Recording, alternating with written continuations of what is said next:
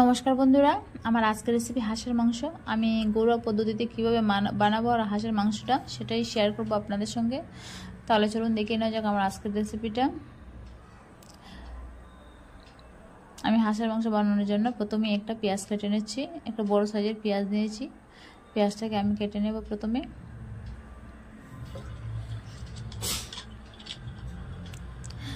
পেঁয়াজের সাইডগুলো কেটে নিচ্ছি, শক্ত সাইডগুলো কেটে ফেলে দিচ্ছি।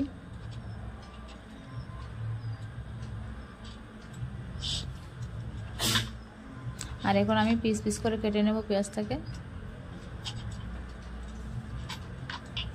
দেখুন পেঁয়াজটা আমি কেটে নিয়েছি পিস পিস করে।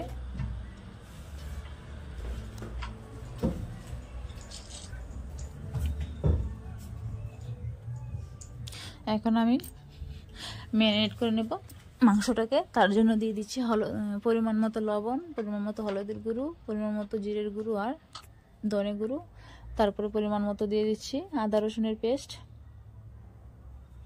এইগুলা দিয়ে ভালো করে মাখিয়ে রেখে দেব। দেখুন আমি ভালো করে মাখিয়ে নেব প্রথমে মাংসটাকে মশলার সঙ্গে।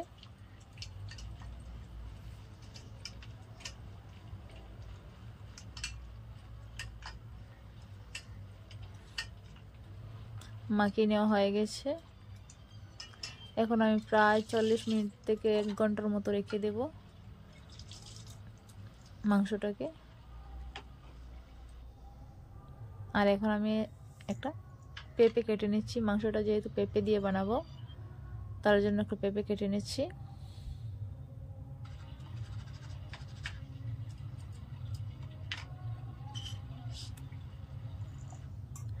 দেখুন পেঁপেগুলো কেটে নিয়েছি, পেঁপের টুকরোগুলো।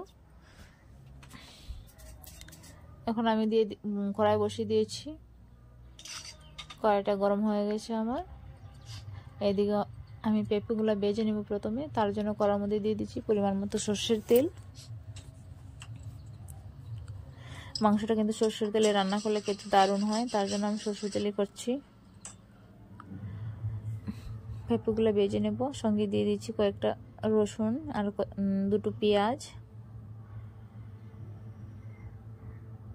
হাঁসের মাংসতে গোটা পেঁয়াজ আর গোটা রসুন দিলে খেতে কিন্তু দারুণ হয়, তার জন্য আমি দিয়েছি।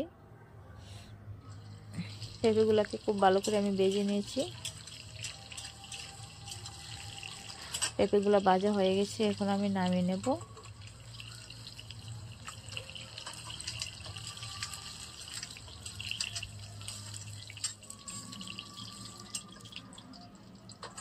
এখন আমি আরো অল্প তেল দিয়ে দিচ্ছি।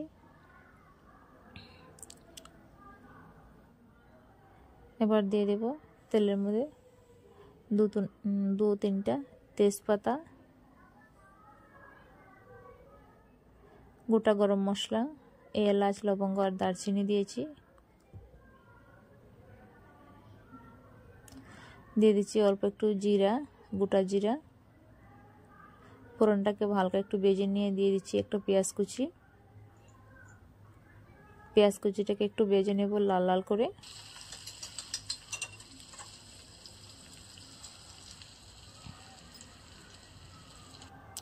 দেখুন পেঁয়াজটাও কিন্তু আমার ভাজা হয়ে গেছে।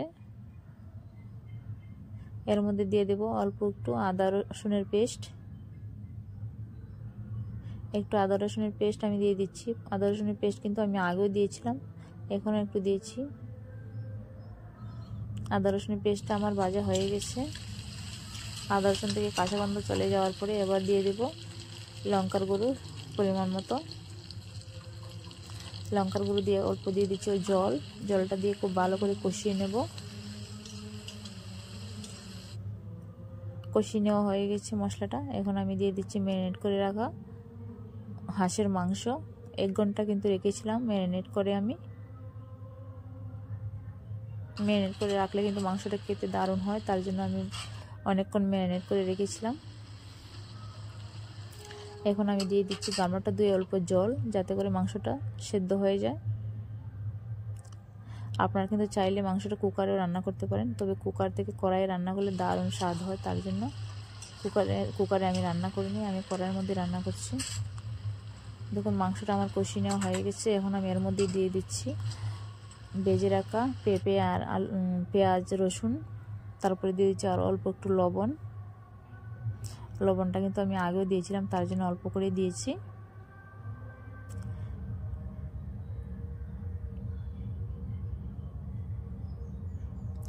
এখন খুব ভালো করে আমি মিশিয়ে নিয়েছি সব উপকরণ। তারপর দিয়ে দেবো আমি গরম জল। আর মাংসতে কিন্তু অবশ্যই গরম জল দেওয়ার চেষ্টা করবেন, তবে কিন্তু মাংসের মধ্যে গরম জলটা দিলে কিন্তু দারুণ হয় মাংসটা।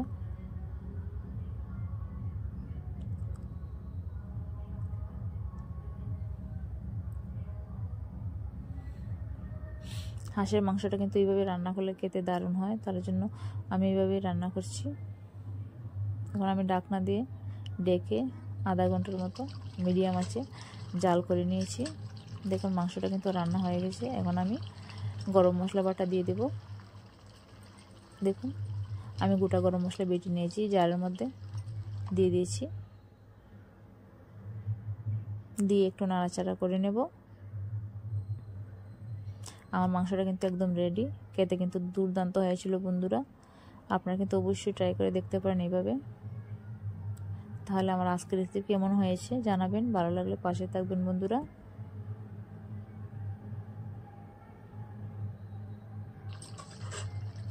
এখন আমি মাংসটাকে নামিয়ে নেব একটা গামলার মধ্যে।